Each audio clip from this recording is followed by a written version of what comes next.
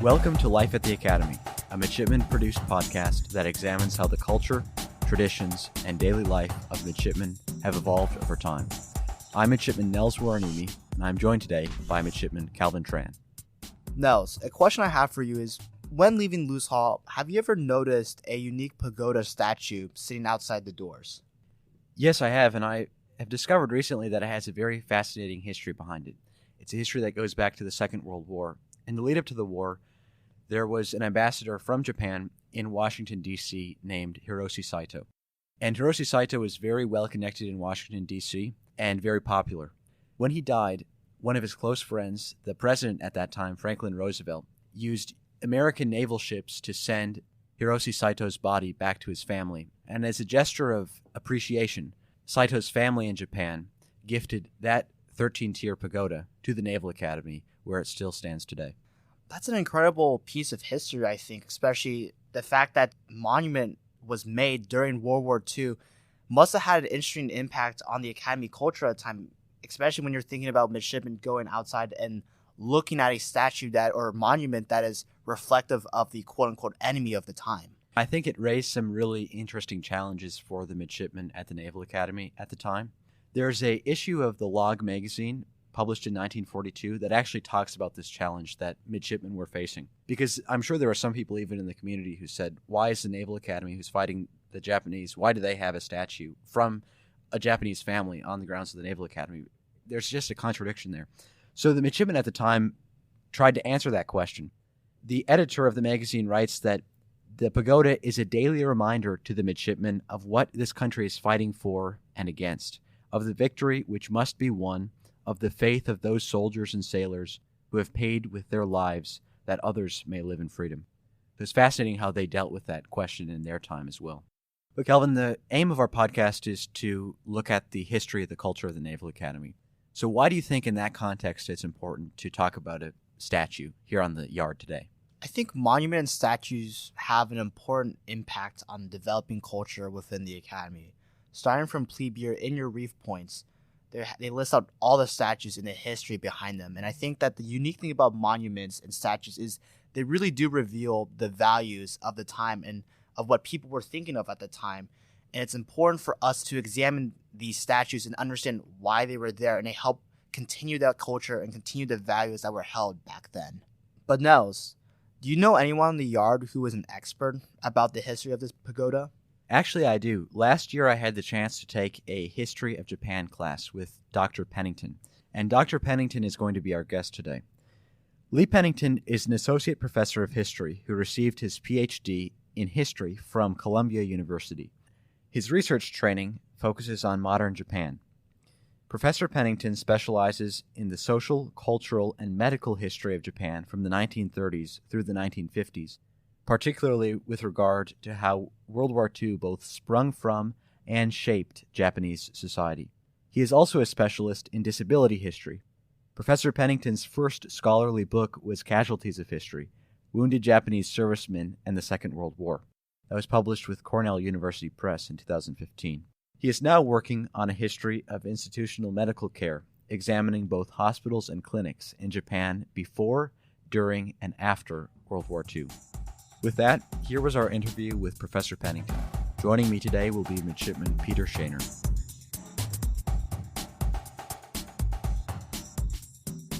Professor Pennington, thank you very much for joining us today. Very much my pleasure. I'm happy to help out with the podcast and to see y'all. I've seen you in class before, but it's nice to meet Midshipman Shaner and help out with y'all today. Yes, sir. I was going to mention that I had the privilege of taking your Japanese history class. And one of the things I took out of that was the great change in Japanese history and the progress and then the reaction to that progress. And so I was wondering if we could begin by giving us a little contextualization for the spot that Japan was in when Ambassador Hiroshi Saito was in Washington, D.C. Yeah, that's a great question and a great place to start. Saito lived from the 1880s until 1939, and during his lifetime, he saw a lot of changes for Japan. Japan went through 3 emperors while he was alive. And during that time, the specific details are different depending on the imperial period of time. But overall, Japan is seeing modernization, westernization, and imperial expansion.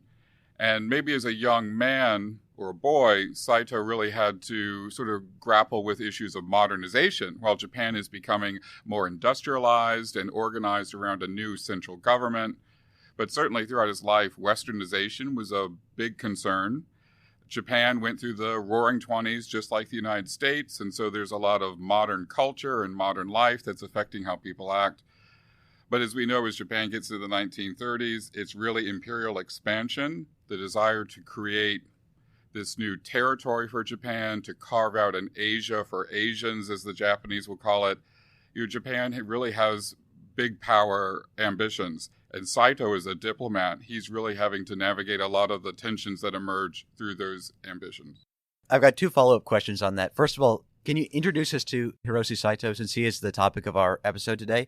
And the second is, where did Saito fit into that imperial ambition? Was he a supporter of it, or was he more reticent to buy into that entirely? Sure. Saito, he actually comes from a family that's involved in diplomatic affairs. His father was an employee of Japan's Ministry of Foreign Affairs. He was actually a chief translator, which I think helped Saito to understand the importance of being conversant in English, which is one of his great skills.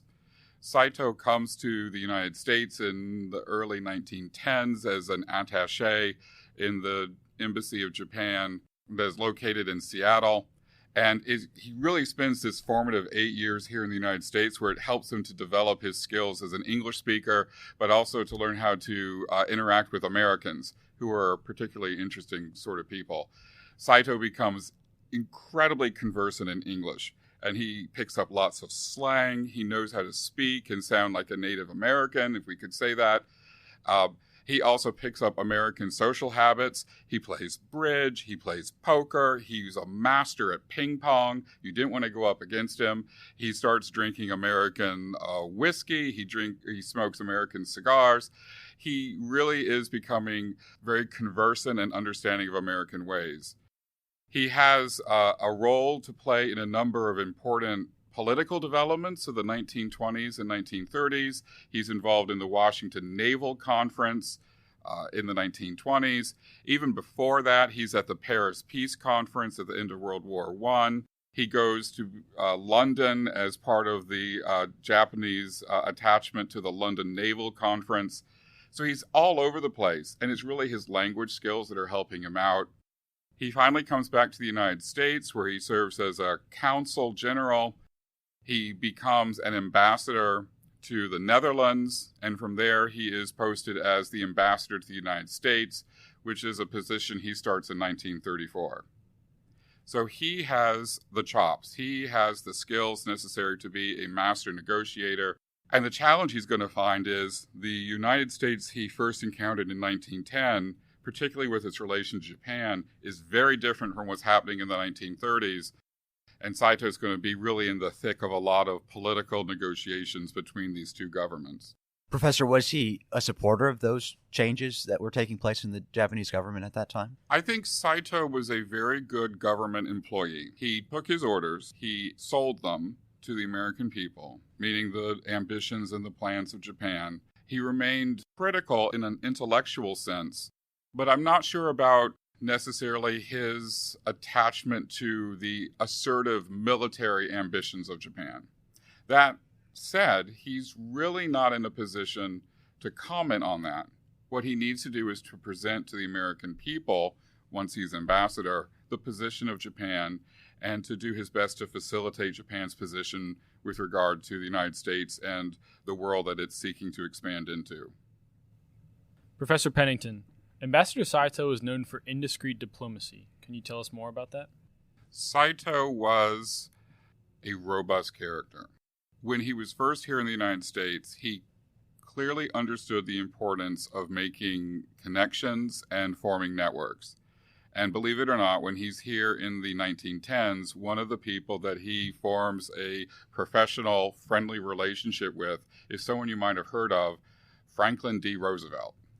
So they were friends before Roosevelt became president. This is when Roosevelt is the Assistant Secretary of the Navy. And when Saito is, a low-level diplomat in Seattle, somehow he makes the acquaintance of Roosevelt.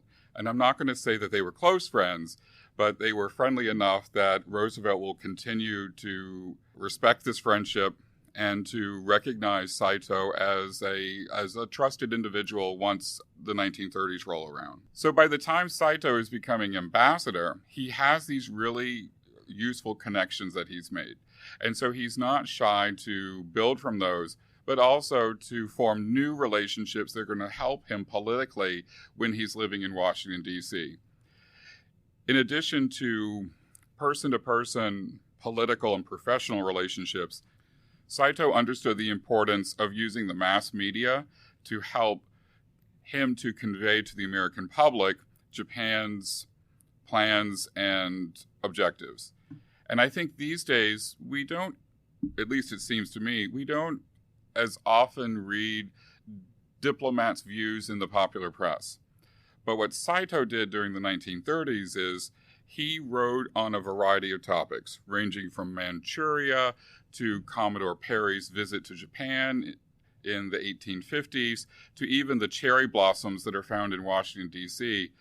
And through sort of a media-focused, almost casual or colloquial approach, he tried to convey to the people of the United States Japan's ambitions, but also to kind of keep a level of professional courtesy at play between these two countries. You know, if the phrase is indiscreet, it's the fact that he wasn't content to sort of sit in an embassy and conduct diplomatic affairs from afar.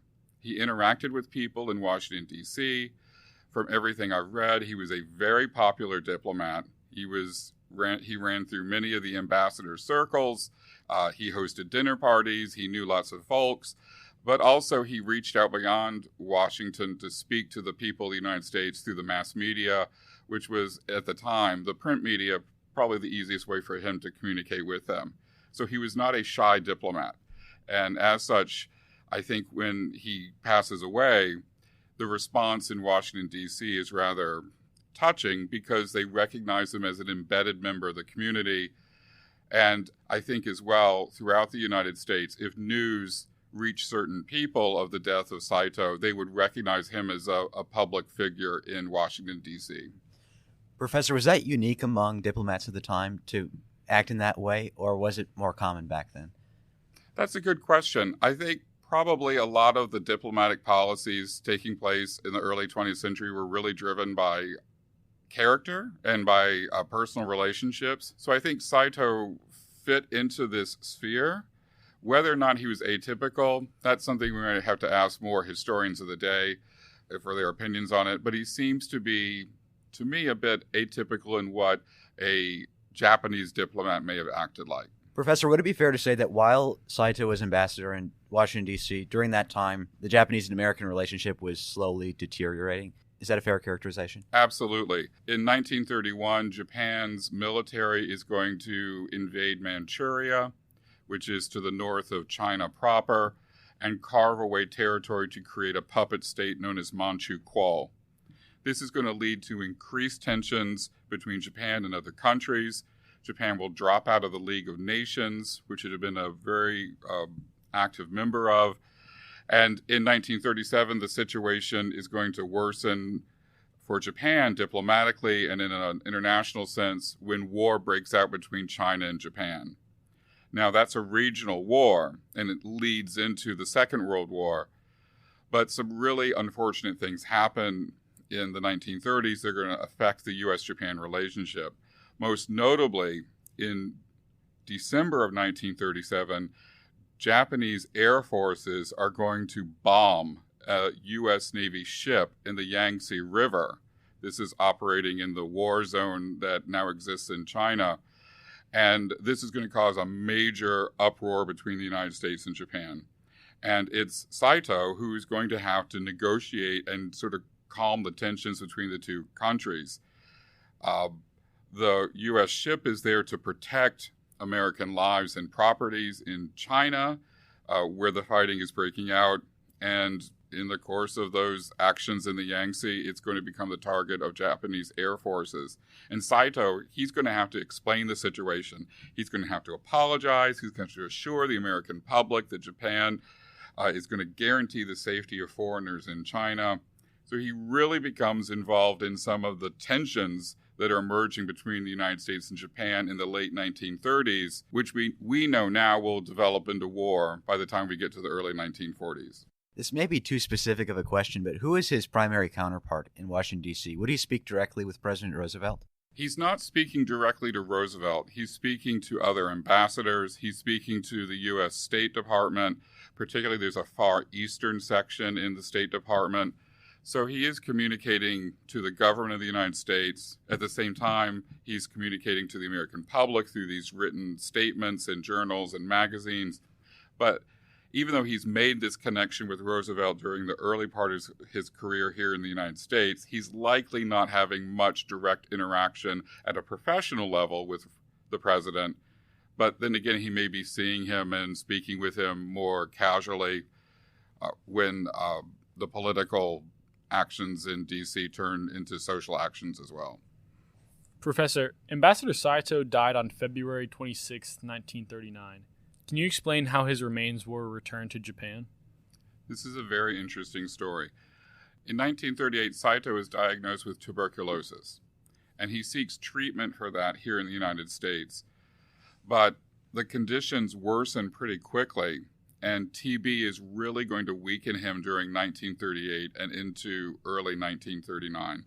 In fact, his state of health is going to become so poor that in October 1938, he retires from his position as ambassador and is in fact summoned back to Japan now that a new ambassador is coming to the United States. But Saito is so weak in his physical condition that he can't make that journey. And as a result, Saito is going to die as a consequence of TB in February 1939, and he passes away here in the United States.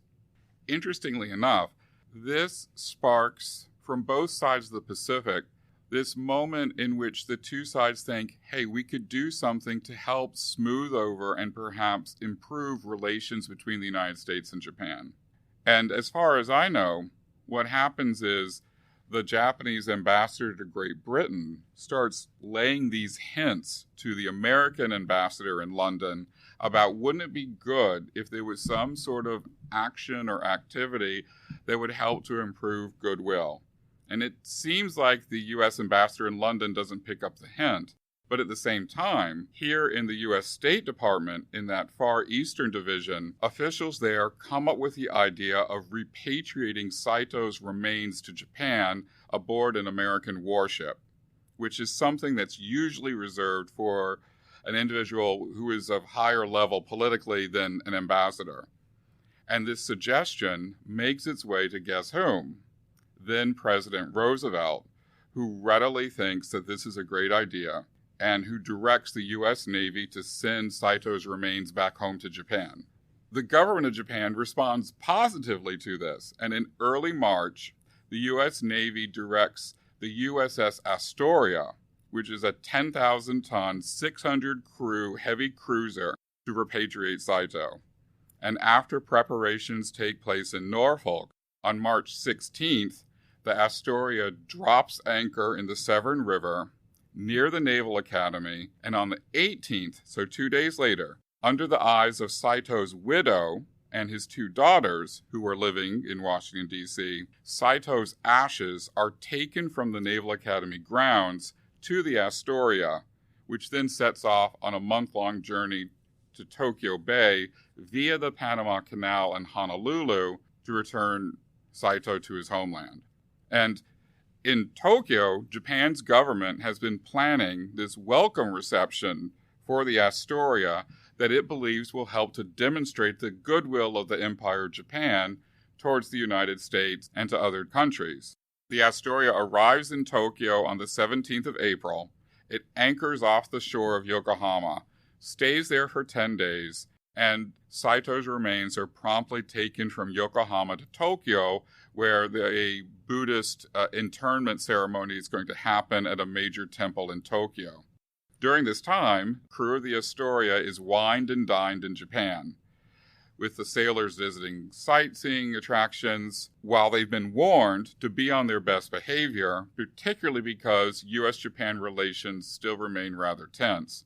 During this visit, Joseph Grew, who was the U.S. ambassador to Japan, he kind of grins and bears through these ceremonies that are designed to celebrate U.S.-Japan friendship, even though he knows that Japan's government is taking these steps diplomatically and militarily to strengthen its global position. Now, this isn't to say that the American or the Japanese side wants this symbolic ceremonial endeavor to fail, but both sides felt that it may not amount to much because the situation is deteriorating. And incidentally, when the Astoria leaves Japan, the first place it goes to is China, where it steams up the Yangtze River for a little bit of time, clearly in a response to the Panay incident of 1937 that worsened U.S.-Japan relations. But then the ship returns to the United States and arrives in California a few weeks later. Professor, did President Roosevelt or anybody else in the U.S. diplomatic corps think that this move would materially influence the relationship between Japan and the United States, or was it just a personal act of friendship? It seems that friendship, both at a personal level between Roosevelt and Saito, but also at a diplomatic level between the United States and Japan, friendship was the determining factor. Really what was driving this situation of repatriating Saito to Japan. I'm not going to say that no one had hoped that this would help the situation, but events were moving quickly with Japan's war in China and increased worry over Japan's ambitions in the Pacific. So this may have cooled some of the heat that was starting to emerge, but it wouldn't have been able to douse the fire. Professor, did President Roosevelt receive any criticism for his decision to repatriate Ambassador Saito's remains? And what was Japan's reaction to the United States' decision? I'm sure that at the level of government discourse, so within the U.S. government, there was criticism.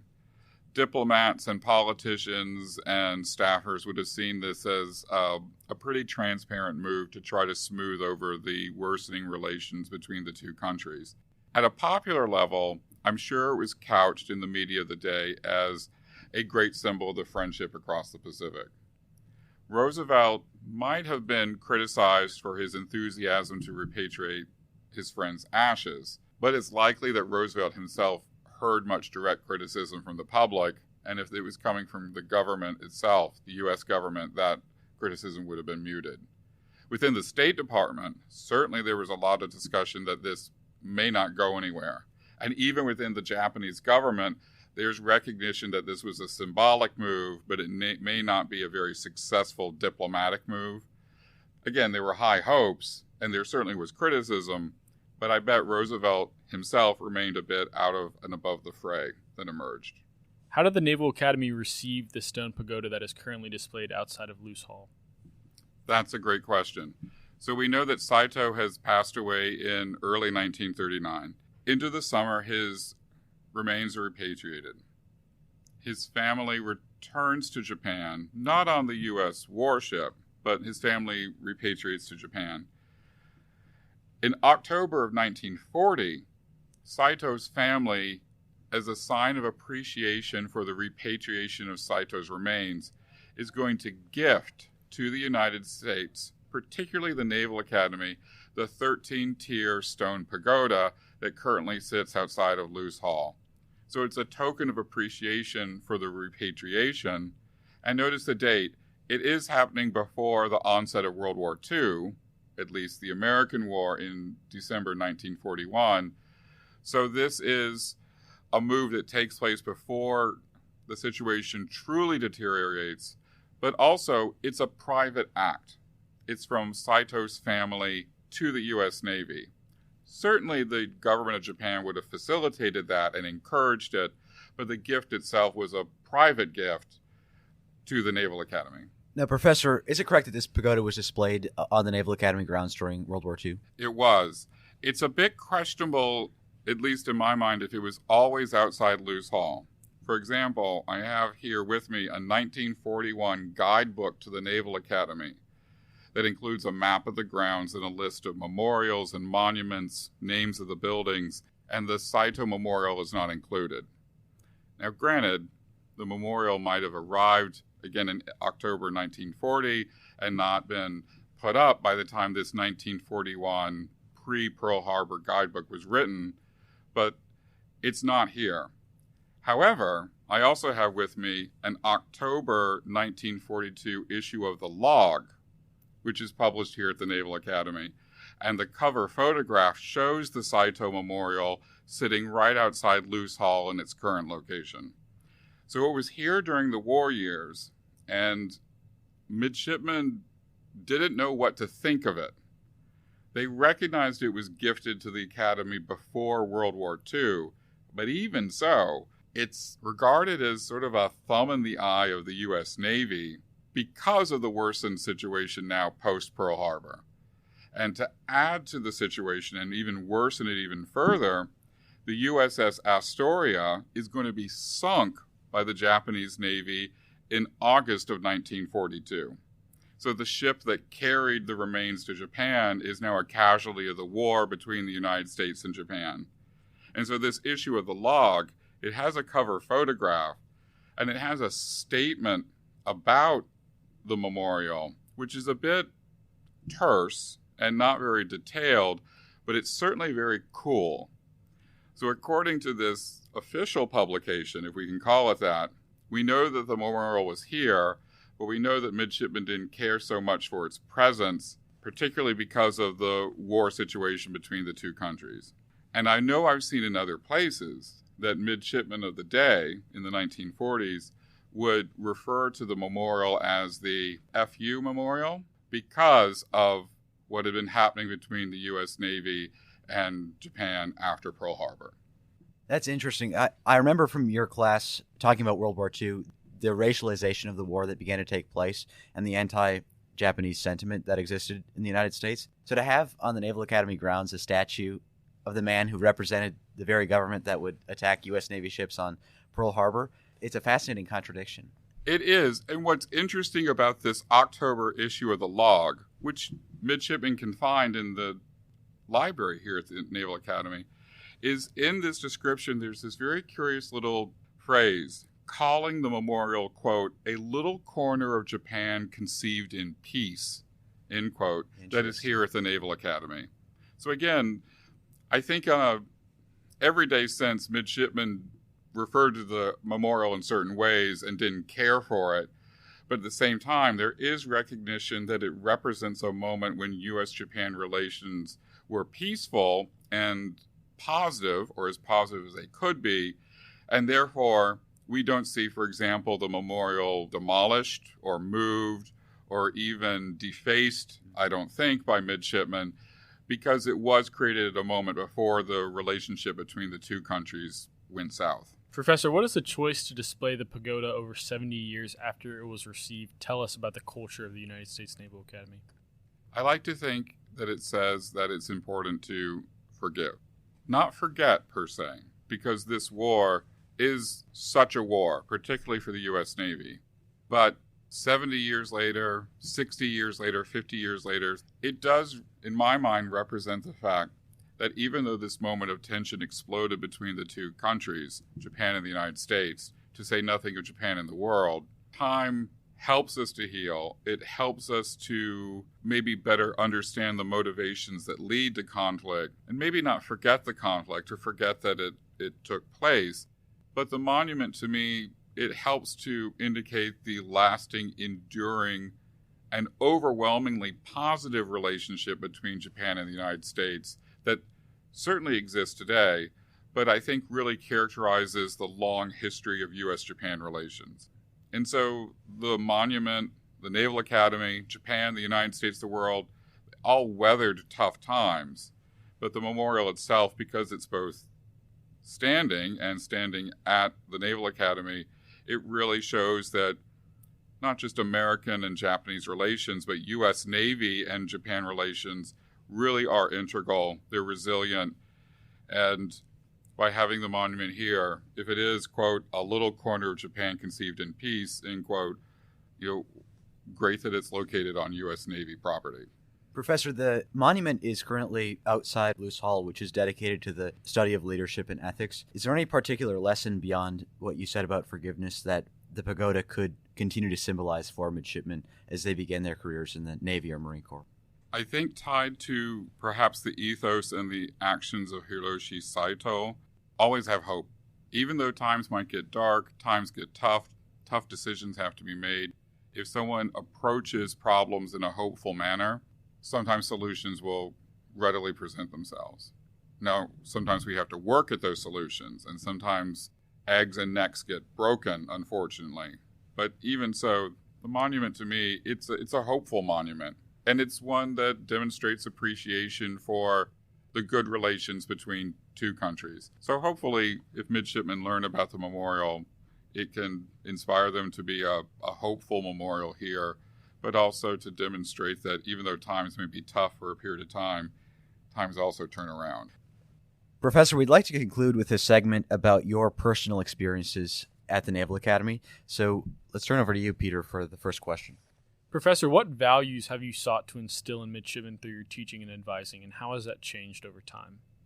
That's a great question. I think if I had to break it down to 3 points, which is something I like to tell midshipmen to do when they're writing papers or thinking about the past, I think values that I've sought to instill here among midshipmen are to be analytical, to be diligent, and to be empathetic.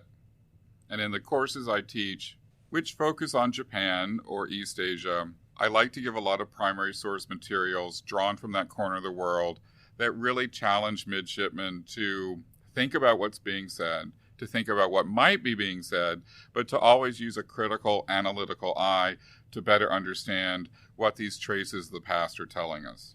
And so I've always encouraged midshipmen, no matter their major, to develop their skills at analysis, at critical reading, at critical thinking. And I think that it really defines part of what I see as my role here at the Naval Academy. At the same time, I encourage students to always be diligent. And diligent means paying attention to the small details. Some might say that my essay assignments have a lot of small requirements or expectations, but the fact is, being a close reader, paying attention to detail, and knowing that this is not simply a nitpicky challenge, but a way for someone to develop his or her reading or writing or oral presentation skills by being focused on details. This form of diligence, I think, is important for future Navy and Marine Corps officers. And lastly, I think as a historian, I've always been seeking for my students to become empathetic, to understand that even though people might have lived at another time or another place, people are people. And by using common sense and by thinking empathetically and by developing an awareness of what motivated people to act a certain way, which is often a set of motivations similar to what we see today, just in a different historical moment, by thinking about the past and human experience empathetically, I think this will also help midshipmen to develop into more effective officers and leaders in the fleet and the Corps, because they will learn to take a greater spread of concerns into consideration. Professor, one of the things that we're interested in this project is analyzing the change over time of Naval Academy culture. Have you observed anything that you think has changed significantly during your time as a professor here at the Naval Academy in the culture of the brigade? Absolutely. I've been here at the Academy for about 15 years, and the number one thing I've noticed as a change is diversity in the makeup of midshipmen. And I know that diversity is spoken about a lot these days here at the Academy, but also in the United States. But I've really witnessed the Brigade of Midshipmen change during the past decade and a half. From students who in classes might have all seemed to have been a certain type, to a much wider range of backgrounds and ethnicities and genders and gender preferences. I've really seen a lot of diversity develop in the brigade, and that's a great thing. This is a really difficult school to describe to colleagues of mine who work at other universities, because they always ask, what are the midshipmen like? And it's really hard to say that there's a standard midshipman that exists at the yard. What do you tell them, Professor? I'm going to keep that between them and me. But the big picture point is there's great diversity here on the yard. And it really has changed in the last 10 plus years. And even though there's always a need for more change, sometimes we need to celebrate and acknowledge the change that's happened. And the Naval Academy, in terms of the Brigade of Midshipmen, is a very different place from when I started here a while ago. And it's really exciting to see how this diversity plays out in the classroom, but also outside of the classroom when I see midshipmen learning from each other, working with each other, and going through the midshipman experience. Professor, I'm not asking you to compare in this question, but what do you think is unique about the Naval Academy in comparison to other institutions that you may have taught at or studied at? What do you think is special about this institution? Absolutely the sense of service. Not to make it about me, but when I took this job here at the Academy, I really was driven by a desire to be useful, to serve my country, to serve my students, to make sure that my work in life was meaningful and beneficial for people. And what I see here at the brigade is there is a sense of service. It's deep-rooted. Sometimes it's difficult to express itself in the everyday busyness of being at the Academy, but midshipmen are driven to be selfless leaders. They're driven to help other people, and that's a really good thing. And I think it's a universal characteristic here on the yard. And maybe not everyone in the world is driven to be useful to other people, to be animated by a sense of service. But I'm constantly struck by the fact that midshipmen not only want to do the right thing, and they're learning how to do the right thing, but it's a sense of service and a desire to be useful that's animating the learning that's going on, and also animating their desire to be part of the fabric of the country. Professor, our final question for you today is, what aspect of the brigade culture would you like to see preserved in the future? I think the brigade is incredibly creative. And it may not seem like such with the uniforms and, showing up for this brief at that time and then running off to another brief. Again, the Naval Academy can seem rather regulated, but underneath the surface, there's a lot of great creativity here in the brigade. And I hope that's something that continues to express itself and grow in the future. We see this in the literary production, such as the various magazines. We see this in the theatrical productions, the incredible choirs, the band here. There's lots of active, robust expression of this creativity.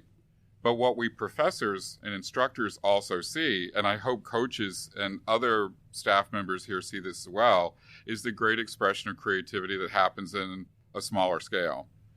In the classes I teach, I try to mix analytical work with creative work. For example, I teach an on and off course called Gods and Monsters in Japanese History, which is a cultural study of Japan that focuses on impressions and views of monstrosity and deviance. You can learn a lot about a people based on what they are scared of or what they say they're scared of. And in that class, one thing I do is I have midshipmen create Naval Academy specific Pokemon once we start studying the Pokemon phenomenon of the late 20th century, early 21st century. And the Pokemon I get are unbelievably creative.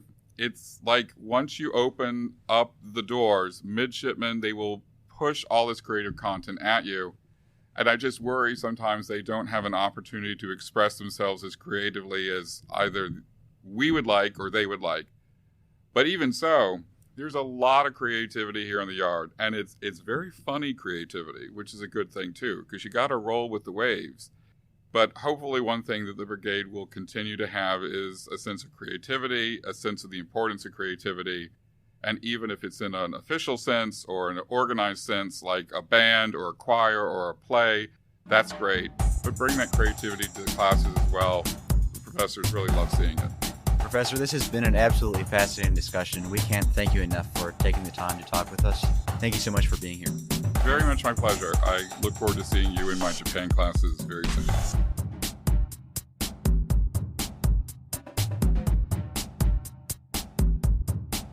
This concludes our interview with Dr. Pennington about the pagoda outside of Luce Hall. We want to thank Dr. Pennington for spending his time with us and for sharing his perspective and experience. This has been the Midshipman-produced podcast, Life at the Academy, recording from the Naval Academy's Sampson Hall in Annapolis, Maryland. On behalf of the USNA History Department and our midshipmen hosts and producers, thank you for listening. We look forward to seeing you next time.